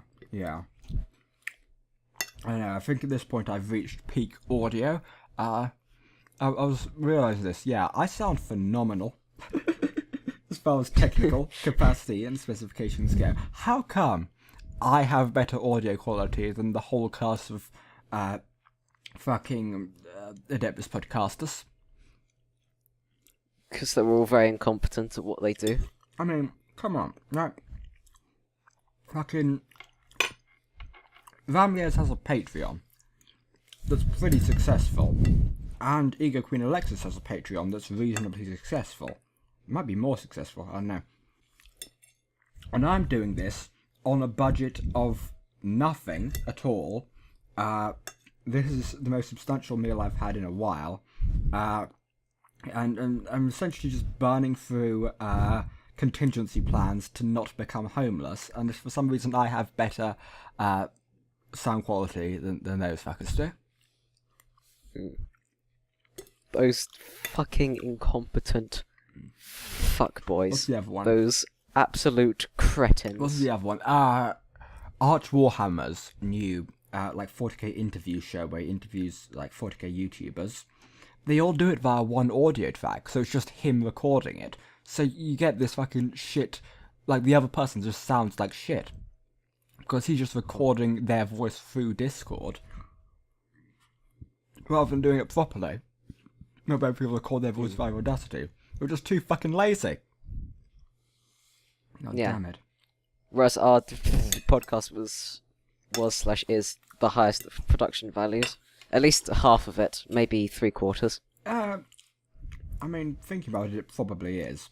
There aren't that many 40k podcasts is the issue. Like, Nobodies on the Noosphere is probably the best 40k podcast, like, that has any 40k content.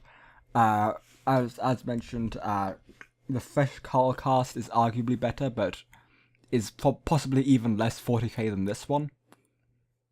And that's the only competition, because that's hilarious. Even more than we are.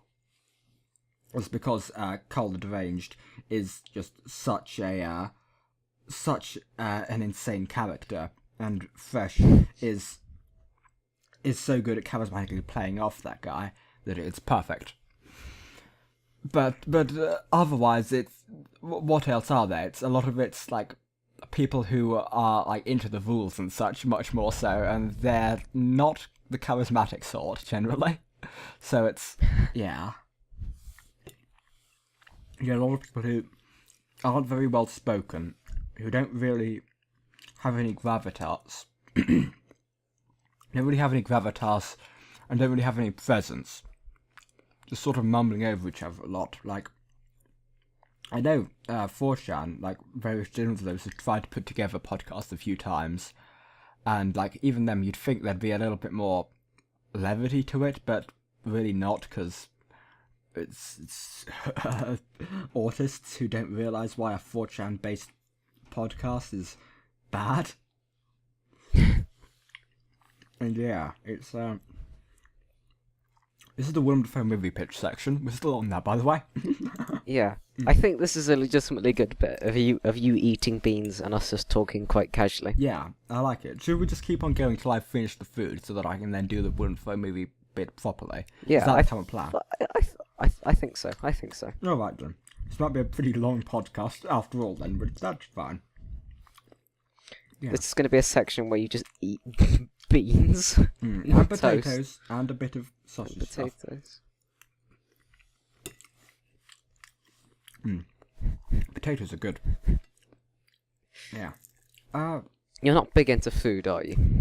I'm not. That's some lore. I don't like the process of consuming food. It's deeply disgusting to me and makes me feel sick. And no food tastes good enough to overcome how much I dislike the process of putting it in my mouth and moving that into my stomach. And masticating. Yeah, and masticating. Deep lore. What a meme. But more recently, with the whole hikikomori destitute, starving artist lifestyle I've been living, I've rediscovered that when I'm legitimately and painfully malnourished, my body does just tell my subconscious, alright, yeah, I get you've got your cutesy, ooh, don't like food bullshit, but shut the fuck up, you dumb, incompetent, autistic weirdo, and put the goddamn shit in your mouth. We're going to die. Which is nice. Because it means I can appreciate food a bit more. Mm. Your subconscious is looking out for you. Or the base instinct is battling subconscious to reach a conclusion of eat the food and forget about, just ignore the weird, wrong, inhuman feelings that you're getting surrounding the context of it. Eat the food, eat the beans. Eat the food, don't die. Eat that food, you won't die. It's another reference nobody will get, but yeah, I'm liking this part. It's become a lot more natural. It feels like we've gotten past that sort of initial awkwardness. That might have probably been part of the issue of this podcast. Of we didn't really have enough discussion before the thing to get into a real rhythm. But now, the 40k bit was very awkward. It was bad and made me worried, but we've gotten there, you know. Again, that's the pleb filter. That was there to make sure that only true fans are still listening. Yeah, none of this new Magos lot, only the OG fans. Only the fucking diehards. Only the kind of people who are going to pledge generously to the eventual Magos Patreon coming soon. Well, I remember when I used to be referred to as possibly sole in brackets fan of the channel. Yeah. Now I'm referred to as formerly Tech Priest Steve. That was an annoying shift. It really did fuck with the brandy of Nobodies on Noosphere. I think that's when I first realised that this show probably it wouldn't last. When you stop being Tech Priest Steve. When I shed that skin. When you left behind that name and became Adam Jensen. Yeah, but it's all come together nicely, and I do. Nobodies on the Noosphere is all the more beautiful for being completely broken. Yeah, you know, a lot of shows people try and make them go on forever, right? They go on for 38 episodes and are as utterly mediocre and dull as the first episode. But Nobodies on the Noosphere, it hasn't burnt for that long. I mean, that long in episode count. It burnt for a very long time in actual, since our first release, but you know. And yet, I think it's burnt very bright. I mean, with being content like this, how could anyone deny the grandeur? How magnificent this show has been. Yes. The pure glory of this audio masterpiece. Yeah. This show has a monopoly on Magos eating sounds now. That's and various Magos noises. I don't know. I feel like the Magos noise type stuff, the weird corpse noises, are pretty prevalent in other shows I've done. That's a consistent sort of theme. That's a regular thing. But for the sounds like that, You just ain't gonna get them anywhere else. You gotta come to the real place for that real shit, you know? One-stop shop for Magos bean eating sounds. Oh boy. Yeah, it's good. It's good. Getting through the beans. Most of them are gone now. There's a bit of bread left and most of the sausage left. Probably gonna keeping a good amount of that for last. As the closer to the meal. I know it's been very cold recently, but I noticed that it's much less so, which is good because previously it was cold to the point where, you know, like, your food will get inedibly cold before you're halfway through it. That level of cold. Yeah. That seems to have surpassed now, and, like, recording this right now, I don't feel like I'm in indescribable cold death pain. I just feel, you know, a little chilly, which is fine. I can deal with a little chilly. Yeah. It's good. It's good. Our living situations are really quite different. Yeah. Magos is a wretched little strange creature living in the cracks of this world. But you know. How about you? Is there anything you want to reveal of that, or?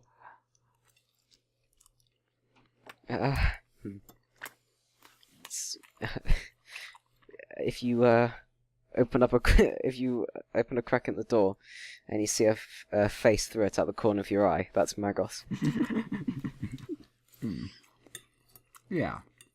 If you're walking around Wales at around 3 a.m. and you see a strange hooded figure limping around the streets, that's Magos. Well, not anymore. He came away. Life. Haven't left the house 8 weeks. Oh so, yeah. You know. You just don't go outside anymore. Just gave up on that bit. Honestly, that's the worst thing about the being inside all the time. It's that you can't take midnight strolls. I mean, to be fair, it's been pretty damn cold recently, so probably wouldn't necessarily want to. Like, it snowed quite a bit. Around where I am, it didn't lay too much. It was a bit of a glazing, but you know. Even still, it has been bitterly fucking cold. And I can't afford none of that newfangled fancy pants machines what make it not cold in our house, so I've just been stacking more coats and layers and quilts on top of myself. That's nice. It's cost effective.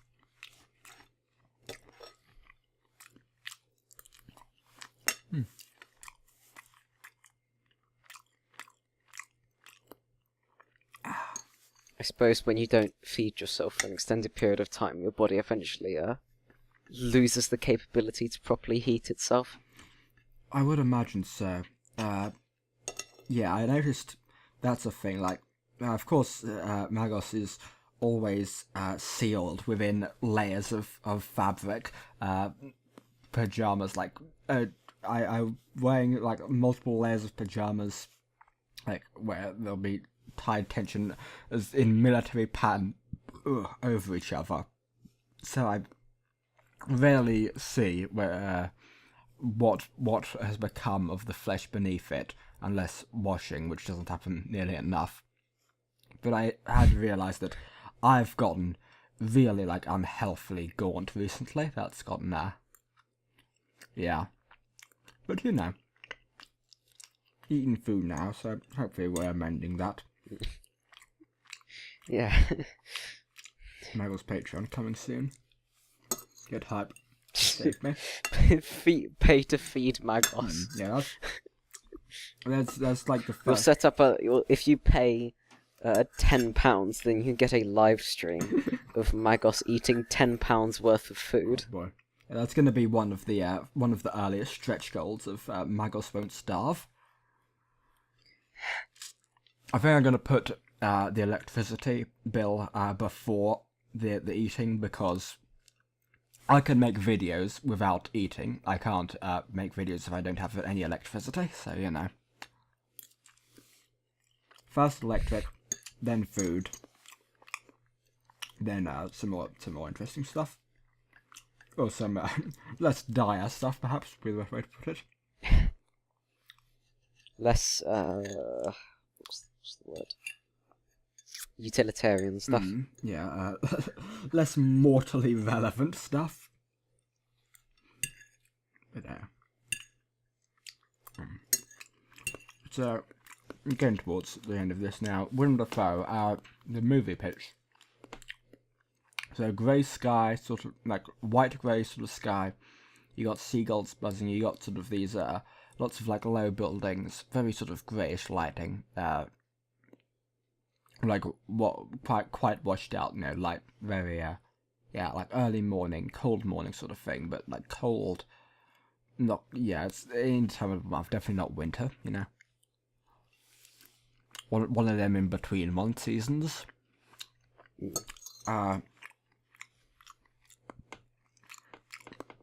They hear the birds, hear the morning birds. And then it cuts to an alarm clock, and it's going to burr, burr, burr, and that it syncs up interestingly with the bird sound. So it's like caw, burr, burr, burr, like that, Yeah. Okay. And you see a wrinkly hand come and hit the button on the alarm clock to turn it off. And then it cuts again, and you see coming up from below camera, rising up this wrinkled, inhuman goblinoid, one might say, face of none other than Willem Dafoe, star of stage and screen. And he's all bleary-eyed. And he goes "Eh." It's the sound he makes. And he rubs his eyes and he stretches. And it's no music, so it's quite a slow shot. It's quite relaxed pace, so it cuts around, but you sort of see him doing his morning routine. He gets up, again does some stretches. He goes, he brushes his teeth. He maybe does say, I think he does have the beard. He does have the beard that what he has in real life at present, or at that last film he did. In that case, you're going to have to edit the Datasmith to have be the updated okay. Willem Dafoe. He shaves his beard. That's part of the morning routine. You see him shave his beard. Okay. All right. It's too much fucking work. Fuck off that shit. You know how much time I spent on the beard the Willem Dafoe electro priest sans beard? Too much time. I can't spend even more time redoing that for a Willem Dafoe with beard.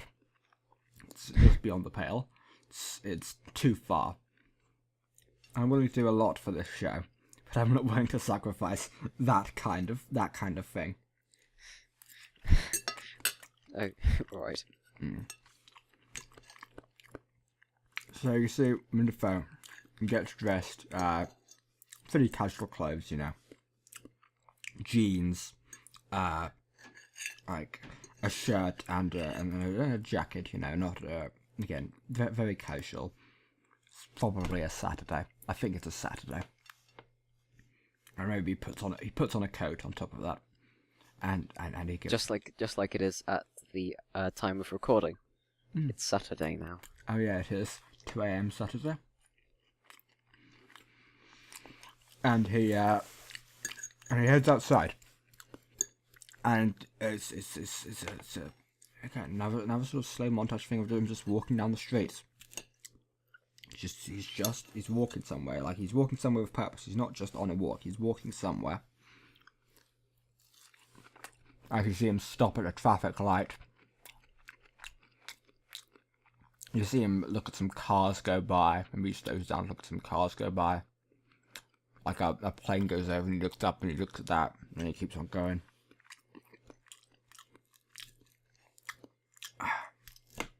And then he comes to this little, cafe type one. And he sits down at like one of the outdoor little places you have on those sort of ones. It's got the metal table and metal chairs, and it's an outside one. It looks pretty like it's definitely not a fancy place, Like, it's not grungy, but it's not fancy at all. And maybe just like it just cuts for a bit, Like it's just implies he's waiting there for a bit, A waitress comes up and said, what you'd like, and said, like he soft replies, as soft as Willem Dafoe can. I presume, not for the moment. I'm just waiting for a friend. Once he gets here, I'll have my order with him. And he says, of course, sir. Yeah. She maybe looks at him like as if she's thinking whether to ask if that's Willem Dafoe. Then she just shakes her head and just walks back. It's unclear. It's much like whether Harrison Ford was a replicant in Blade Runner or not. It's very ambiguous. Yes. It's very yes. It's very ambiguous as to whether she actually thought it was Willem Dafoe or not. But regardless, she doesn't ask. Maybe she thought it was Willem Dafoe and didn't want to bother him. Maybe she didn't think it was Willem Dafoe at all. We'll never be quite sure. You brought it full circle again. Of course I did. You don't think I'm a goddamn professional? And yeah, cuts a little bit more. This is a while. By this point, it's been probably 15 minutes into the film, even. It's been very slow, very low tempo. And then you see, it's like an over-the-shoulder shot, and you see some people coming down, and it does that thing where it's Willem Dafoe, like his shoulder and back of head's in focus, and then like the focus shifts, the thing that's far away, and the Willem Dafoe goes out of focus, and you see coming down the street. It's none other than Brendan Fraser.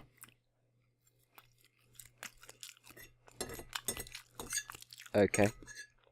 And he comes walking down, and he does like a up nod bit towards Willem Dafoe, and it cuts back to Willem Dafoe, and he's got like this still small smile on his face, and he nods back, and the smile widens a little bit more. And Brendan, he sits down.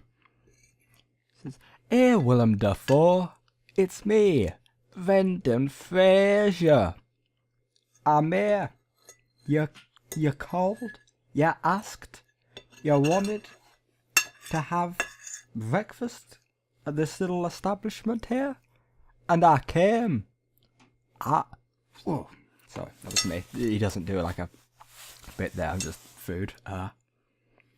Okay. He says, oh god, dying. Sorry, none of that happened. Brendan Fraser doesn't start dying. That's just me.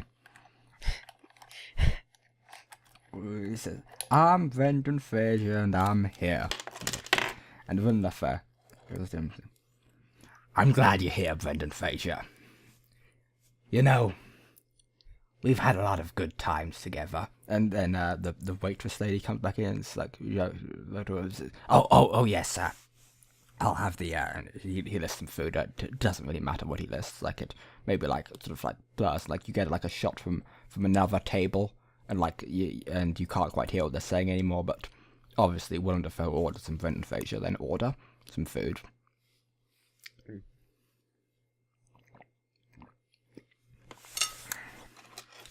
And it cuts back, and you see the waitress lady walk away again. And Willem Dafoe. Yeah, as I was saying, Brendan Fraser, after all these years, we've done a lot together. We've starred in a lot of films together. Who could forget, that one where it started in a Silent Hill looking place, and, apple juice was drunk, and, I pissed. Remember that one? And Brendan Fraser says, yeah, I do remember that one. You pissed in that one. And Willem says, yeah, I did piss. I did piss in that one, Brendan Fraser. You are right, Brendan Fraser. When you say that I pissed in that film, You are correct. And like he does like a little wink at Brendan Fraser. Like he moves his head forward a bit and winks really obviously. Right. And but we've been in more. How about that one documentary like film where you were walking in a hallway and I was a plastic surgeon? Remember that? It also had some Silent Hill vibes to it, if I recall. And Brendan Fraser says, "Oh yeah, did like the bit you were in the back room was like Silent Hill Otherworld one a bit." And Brendan says, "Yeah, it was. It almost seems like these were made by a person with a similar set of influences, despite these being totally separate productions. But that's fine." It got very art house towards the end. But speaking of art house, there was, of course, that other one film when I don't remember if you were even in that one. Were you in that one where it was the White Room and Venom Pictures? I don't remember either. It's all running together a bit now. There have been so many. And Willem first says, there have been many. And then the waitress comes back with the food. It's like it's got their like breakfast type thing. And Willem first says, "Oh, thank you very much. Thank you very kindly." And Brendan Fraser says, "Oh, thank you." And the waitress like looks at her again, like thinks like it's again very ambiguous. Like you've got Brendan Fraser and Willem Dafoe here. She must have figured it out, maybe, but maybe she didn't. Who knows? Walks away again. What was I saying again? I'm sorry. This looks good. This food, doesn't it? And Brendan says, "Oh yes, does look good. I'm Brendan Fraser. This does look like good food." You are right, Brendan. What was it? El Dorado Bravo. I remember that one. It had been a while since we'd done a film until then, but that was like a band back together sort of moment, wasn't it? El Dorado Bravo. You coming in there being all a explorer, adventurer type. Yes, I'm Brendan Fraser. I remember being an explorer, adventurer man one. Don't remember what I was called in it though, but whatever. City of Gold, right? You were king of that or something. Says, yeah, I was, I think. Been a while, but I was the king or the ruler, the guy in charge, the head honcho, you might say, of the City of Gold, El Dorado. And there were films before that, though. You remember District Defoe? You remember District Defoe, right, Brendan? I do remember District Defoe. It was a big robot that looked like you, wasn't it? That was how that went. A big robot, and who else was in there? There was that lady. We used to work with her a lot more. Deborah Messing. That was it. She used to be in a lot of our films, didn't she? Yeah, she did. She did used to be in a lot of our films, Brendan. Not so much recently, but she used to be a mainstay. Yeah. And at the end, you were there. It was you again, and you pissed yourself. That seems like a running theme too. Piss, isn't it? Yeah, I suppose it is. Piss. One might say that piss has been a long-running motif to all of our work. He looks quite seriously towards Brendan Fraser, like he nods slightly. Mm-hmm. And Brendan Fraser, who's tucking into some bacon, maybe. So like he's got the bacon in his mouth, like hanging out of his mouth. It's a bit silly. It's a funny scene. The bacon's like half in his mouth. And he looks up at Brendan Fraser and he's doing the scene. Looks at like Brendan Fraser just like looking very silly. He's got the bacon hanging out of his mouth. His eye is open-wide. He does a sort of a puppy dog nod. It's fun. And before District Defoe, what else was there? There was, we did an Alice in Wonderland type thing, right? That was a thing we did together. I think so. I don't remember. It's been literally years since then. It's been many years since we did that. And one of the first says, yeah, Yeah, it has. It has been a long time since we did those ones. He looks quite serious. Like he looks down at the egg on his plate. Like it does like a shot, like a for the first person like zooming in shot. You know in Taxi Driver, that one where it zooms in on the coffee or the cup, like, and it keeps going, or the cup of water, and it just keeps going a bit too far, right? It's like that with the egg. Right. Mm. How's the egg cooked? Sunny side up, like it's English breakfast sort of type thing, that's what I'm roughly thinking. Standard egg. Maybe Willem Dafoe says that. Maybe Willem Dafoe says, standard egg. I do like me some standard egg, though. Was it from the other shot where sort of muffled, so you just say sort of like, standard egg? It's quite... yeah, maybe. Yeah, it's like it's still zooming in when it does that. And then it cuts back to him and says, but I do like standard egg. And he gets the fork and he eats the egg. Looks like he looks like he's having a good time with it. And having a good time with his standard egg. Yeah, and maybe it goes quiet for a bit then. Like they're just eating for a while, Mm-hmm. Are there any close-ups of Brendan Fraser's face as he's consuming meat products? Yeah. Like there's one way like he eats a sausage, quite funny, and he's putting it in, and it's like. And Willem Dafoe says, that reminds me. What does that remind me of? It reminds me of, what was it called? World War Fun. That was the film. Everyone hated that one. But, there was sausages, and the Germans put the sausage in their mouth, and that was like a gay joke, I think. Yeah. Oh boy. I forgot how hard it is to do my voice. To be Willem Dafoe is a hard job. And he gets his water. Your impression is really impeccable. It's a bit more going for a bit more subdued one this time, but still as painful. Yeah, I'm very engaged by this performance. Yeah, World War Fun. Everyone hated that one. Boy, good times.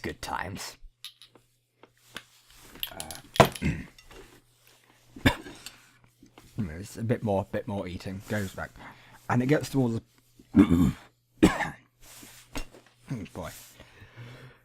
It gets towards the point where the meal is finished, where like there's the last few bits left, but they're basically done. There's like a bit of toast left on maybe Willem Dafoe's plate, and Brendan Fraser's maybe got some like black pudding there that he hasn't. That there's some the remains of. He's been a bit messy about eating that, so it's a bit left. And maybe like he's like scraping the fork to collect some of it. Willem Dafoe says, Brendan Fraser. I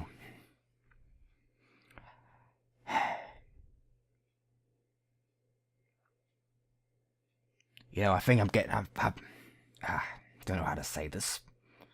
And Brendan Fraser, like he stops playing with the fork. He says, "What is it, Willem? What is it? You okay? You're right, Willem Dafoe." And Willem Dafoe says, "Yeah, I'm alright. I'm alright, man. I just, we've been doing this for a long time." Like he looks down. And I got a family, and I'm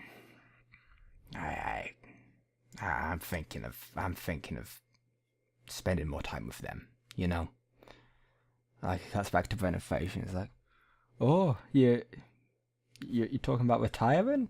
Is that what you're doing, Willem? Is that what you want to do? Willem says, yeah, man, I'm old. I'm old now.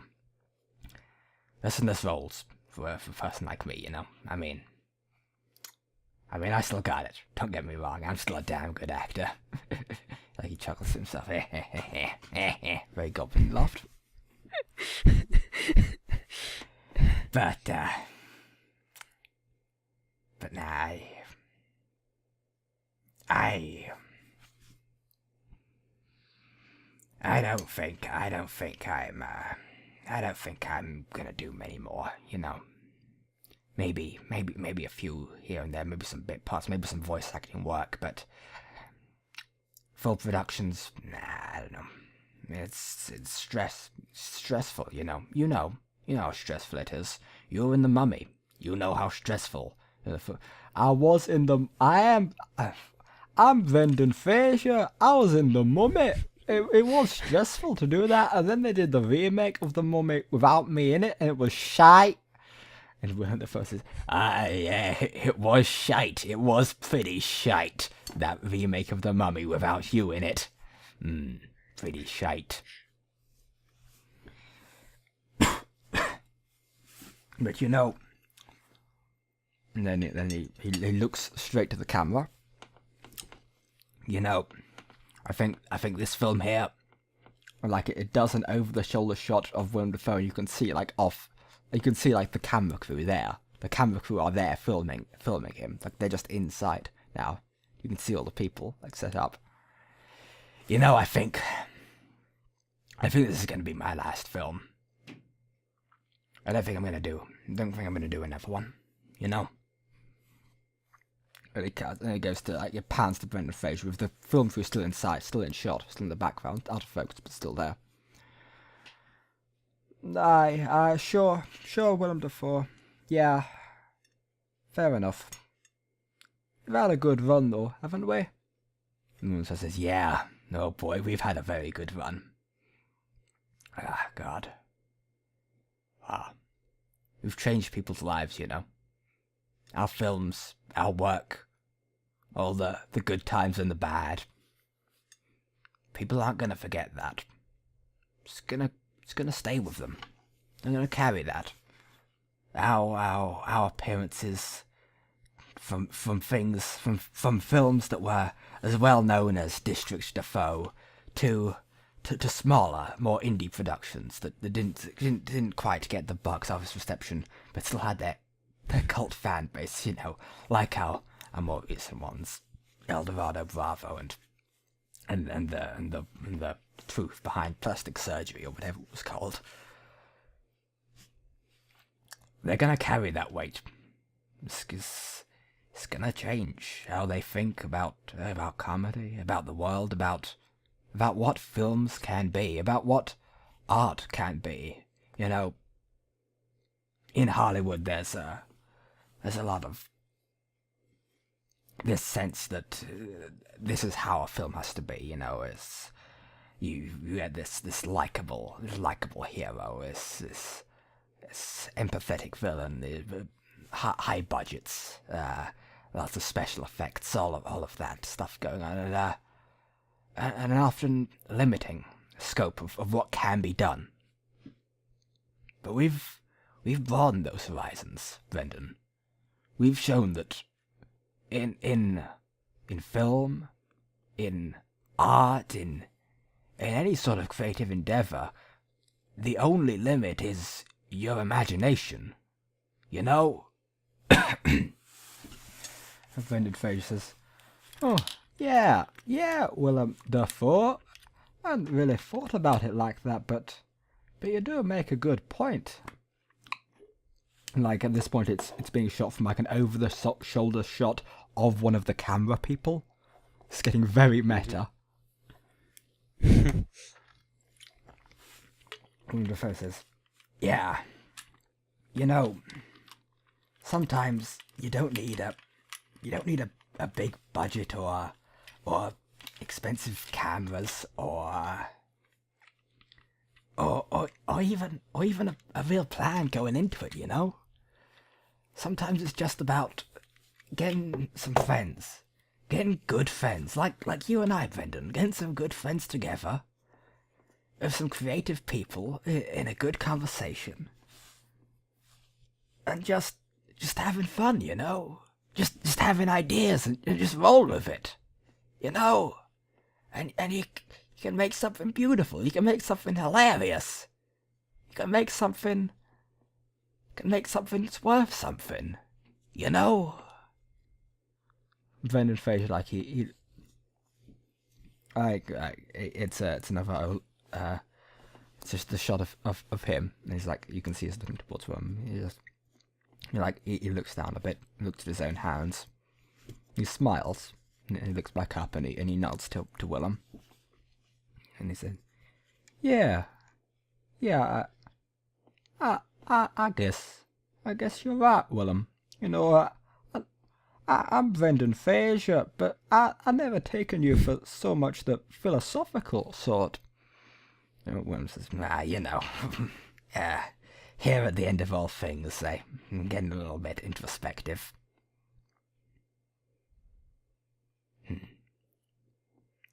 It's been good, Brendan. It's been real good.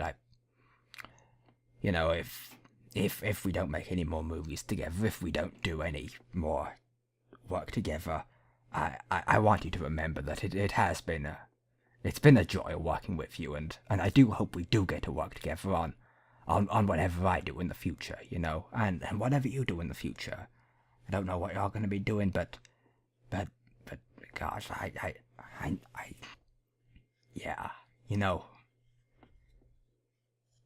it's been a good time, Brendan. You're a good friend. And then it fades out into credits, and my